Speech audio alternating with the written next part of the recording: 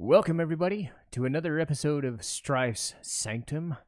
My name is Citizen Strife, and this week I'm going to be talking about a game that has a certain cult following in the old school genre.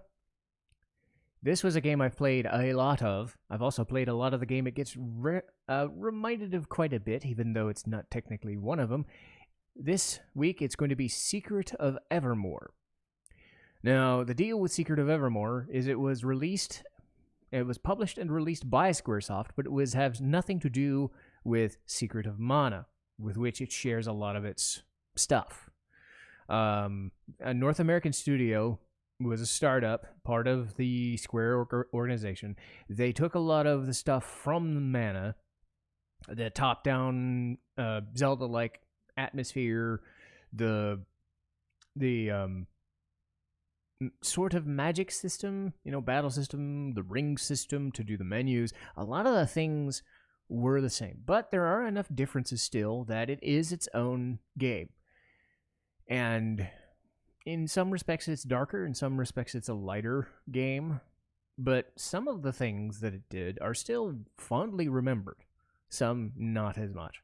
But I do want to go over those because this is a game that I do have fondness for. We'll start with the story, which there's not a whole lot. This is one of the things that isn't so great. There's really two characters that matter. A boy and his dog. And the boy is a movie buff from the 50s, Podunk, or 50s and 60s, whatever, city of Podunk. And he finds his dog has run away into a mansion while a science experiment was taking place by Professor Ruffleberg. He had a couple of his close associates and I believe his granddaughter, and they went awry for some reason. And the boy chased down his dog, and they ended up in Evermore, which is a kind of pseudo not virtual reality, but a new reality that they're stuck in. The game is separated into 4 parts: Prehistoria, and Antiqua, which is kind of Greek mythology sort of thing, Gothica, which is based in medieval times, and Omnitopia, future. So, the boy finds himself in Prehistoria, and his dog has turned into a gigantic wolfhound-looking thing. And therein lies the Drump. He's the boy from Secret of Mana. He's Randy, but he has different weapons. Swords, axes, lances, and a bazooka of all things, because bazookas are fun. The bazooka doesn't come till later, unfortunately, which is kind of sad. The dog is interesting because he can sniff out ingredients. I'll get over in that in a minute. If it seems like I'm kind of dismissing the plot, it's because I kind of am. The only real thing you need to know is the other members of Professor Ruffleberg's party, Horace, a fossil hunter type and a history teacher, Amelia Bluegarden went to Gothica, and his granddaughter Elizabeth went into Prehistoria, and then Ruffleberg is stuck in Omnitopia. They run afoul of his butler droid, I suppose, Carltron, who we only meet at the end of the game, so his characterization is nil. But the boy meets all of them in different phases, so each area takes about 3 to 5 hours to complete. It's a relatively brief game, and it is fun for a while it lasts. And the reason it's fun is because each different area, the dog changes. I do want to go over the other parts of the battle system, but I don't want to talk the dog, because I've been wanting to talk about the dog forever. The dog is able to sniff out ingredients for what is this other mechanic that separates it from mana, and that's being the alchemy system. So instead of getting special Esper magic seed things, spirits, the boy can use magic via alchemy. So he's able to combine ingredients, wax and ethanol, or dry ice and, ashes, just random shit he finds. Weeds, grass, pepper, dead pepper things, mud pepper things, different alchemy skills have different requirements. And as long as you have the money to buy or the incentive to find all of the stuff and you have the formula, you can use it and level up much like you would the Secret of Mana system. So much like that system, you can level up your weapons to higher. You can also level up your skills to higher. And the nice thing is the skills are, buff and debuff. You've got your heals, you got your attack stuff, all manner of cool things. And it's a neat little system, and it's a little more straightforward. I know that because of the spirit mechanic, the Secret of Mana game had to kind of divvy up all the spells into different things. So it's kind of like who does what where. In this, as long as you have used that spell, you have access to at least see what it looks like. Each area also has its own like currency, which is a cool touch. So like talons, then there's gemstones, then there's gold, and then there's credits for the future. But back to the dog. So while the boy is out around punching things or smacking things, the dog is able to do stronger attacks, move faster in usual cases. Not so much the first wolf dog, but he's big and burly. But he will kind of act on his own. Or you can, use him a little bit to sniff out things. But he will sniff out different alchemic ingredients and little treasure chests and things dotted around the map. And it's a neat feature to help to the alchemy system because you don't always have to buy your ingredients. You can just find them wandering around. You can find secrets. The dog is able to change into 4 different forms. So in Prehistoria, he gets to be the big wolf dog thing. Antiqua, he gets to be a greyhound, nice and sleek. A poodle in Gothica, which is fine, except for the fact that he turns into a pig dog, sort of, as part of a joke in that area. And then the finale, the thing that people probably remember from Secret of Evermore other than the music, is the fact that he turns into a toaster. Yes, I finally get to talk about the toaster dog. So yes, in the future, instead of turning into another type of dog, he turns into a toaster dog. So a toaster with hands and feet and paws and a face, and he shoots out laser beams and fire. So, yeah. He looks like a toaster dog, acts like a toaster dog, shoots out fire like a toaster dog. It's just great. So I'm finally glad I got that off my chest. He's fucking amazing. Because he finally gets a ranged attack. And alongside the bazooka, it's nice to do ranged attacks in that area. Because it's the final area, it starts to hurt a little bit. But cool things also kind of dot around the game as well.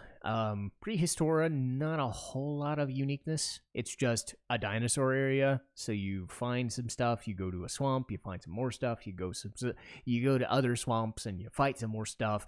The bosses are fine. I think the benefit of this game is there are less of them. So they're all unique. One of the issues I had with Secret of Mana was a lot of the bosses are recycled. This doesn't have as many bosses. They mostly have mini-boss encounters, and then they'll have bosses later. And so you don't see a lot of people, but you see some people, and they will help you. Another aspect is once you meet Ruffleberg's party in the different areas, you'll get these call beads, which act as summon attacks. So Elizabeth can shoot fire stuff. I think Horace can shoot out lightning. Amelia does some other things, as does Ruffleberg. I'm more familiar with the other two. And so Prehistoria kind of goes on its merry way. You do stuff and you learn about alchemy and you do more prehistoric stuff like fighting dinosaurs and raptors and man-eating plants and all that shit. Then you get to Antiqua, where you find a pirate place on an ocean. Then you go to what's known as Nobilia, which has an interesting mechanic that only happens once, or a little bit in the third, but it's mostly a fixture of the second area. So you go to Nobilia, apropos of nothing, you're given like 15 minutes to do this like trading game, to find special items, equipment, foodstuffs, alchemy ingredients, you name it. And it's kind of a weird thing. Like, you can even do stuff with a merchant that's in a fucking back alley in somewhere. Like, he'll trade you like an Atlas armlet or some other things for, like, I think it's an amulet of annihilation or something like that. It's weird.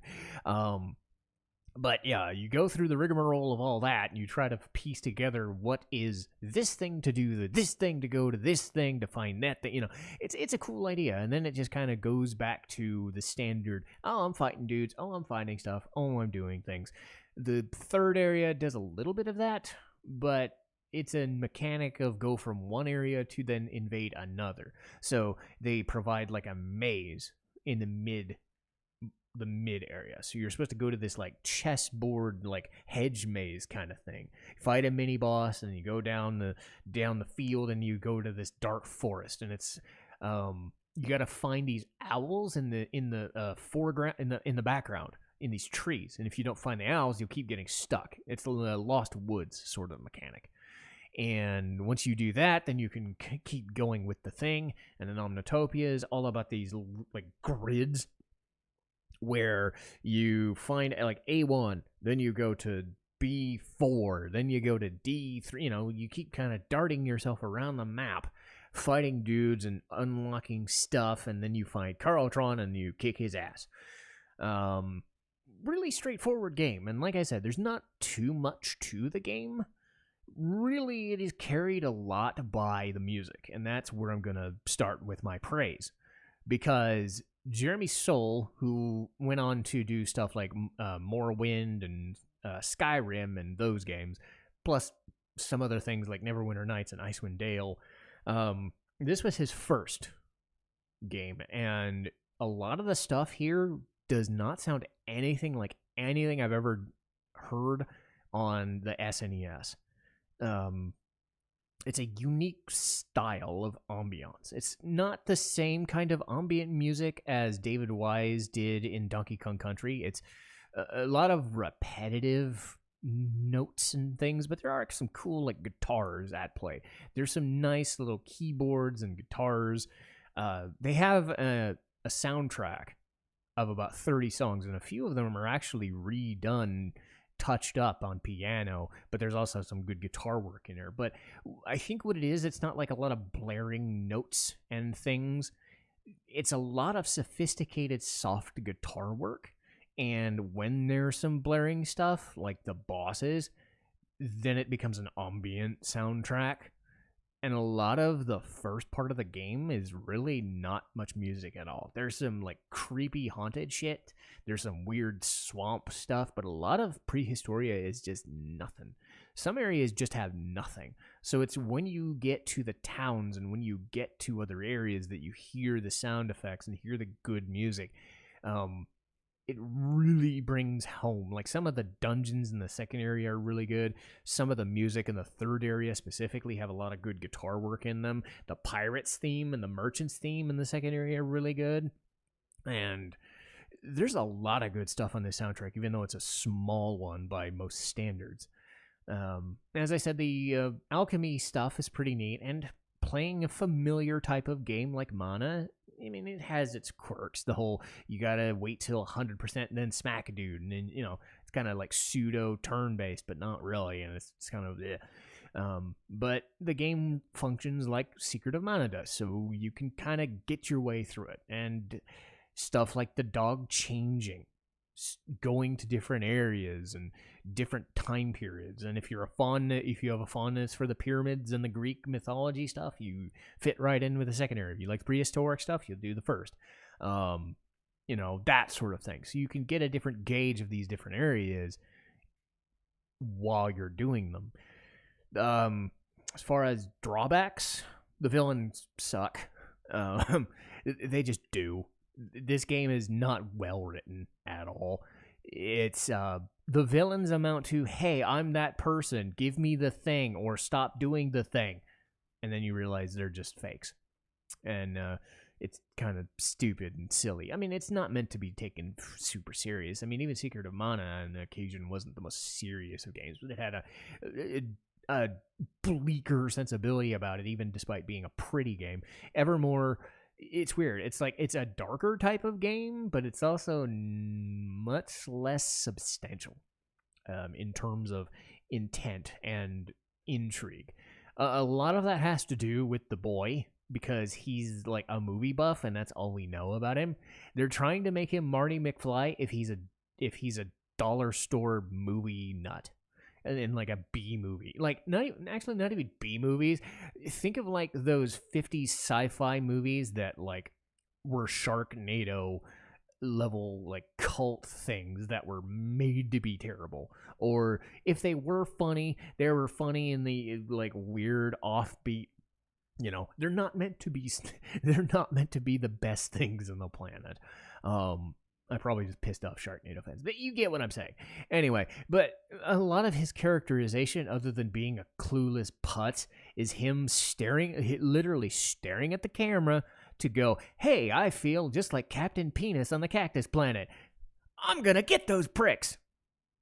Something like that. He'll just make a dumb phrase. It's not even real world like games or movies. It's just random quirks, hey, I watched a movie that reminds me of a phrase that I'm gonna say. Woot, I'm a character. No, he's a dork. But if you can get past the main character sort of being a dumb fuck every once in a while and recognizing the dog is better, you can find enjoyment in their journey, at least. And as I said, this is not a super substantial game. Like the old school games, some of them are shorter. This is like 10, 15 hours at most. And if you wanted something that was really quick and easy, this is like one of the ones that I wish we would have a remake of, or a remaster, or a port, but I'm guessing Square Enix doesn't really want to do anything with it, or don't have the license anymore, or if they do, they just don't see the value of it, which is kind of a shame, because this was not Mana, but it was trying to be, but it was also its own thing. So if you wanted more Mana, but you wanted a different style and a different feel of that sort of game, this is right up your alley. But that will do it for me. This is another kind of shorter one. And so next week, we're going to be doing the Final Fantasy rankings. We're going to go into Phantasy Star 4, Trigun, the Final Fantasy 7 recap with Lee, which has already been recorded, and then March 20th is going to be RWBY Ice Queendom. So Ice Queendom was a anime version of the original couple, like 2 seasons, and then they divulged and they split off into this separate like special thing that they did. I will honestly say I'm disappointed.